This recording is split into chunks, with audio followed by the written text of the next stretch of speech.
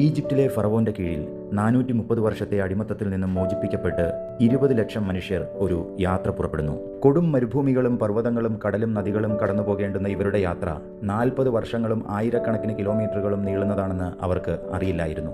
യാത്രയിലുടനീളം സംഘത്തിനുള്ളിലും പുറത്തും പ്രശ്നങ്ങൾ. കടന്നുപോകുന്ന വഴിയിലെല്ലാം രാജാക്കന്മാരും നാടുവാഴികളും ഈ മഹാപുരുഷാരത്തെ കണ്ട് ഭയന്ന് അവർക്കെതിരെ പടയൊരുക്കം നടത്തി.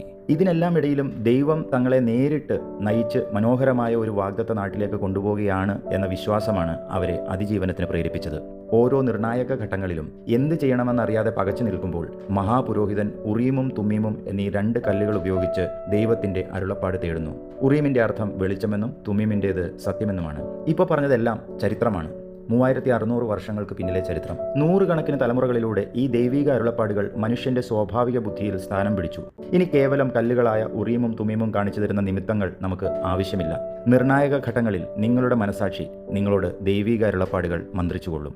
അതുകൊണ്ടാണ് ആൽക്കമിസ്റ്റ് എന്ന നോവലിലെ ആട്ടിടയനായ സാന്റിയാഗോ സ്വപ്നത്തിൽ കണ്ട നിധി തേടിയുള്ള തന്റെ യാത്രയിൽ ശാലേം രാജാവായ മൽക്കീസദേക്ക് കൊടുക്കുന്ന ഉറീമും തുമ്മീമും എന്ന 2 കല്ലുകൾ ഉപയോഗിക്കാതിരുന്നത്.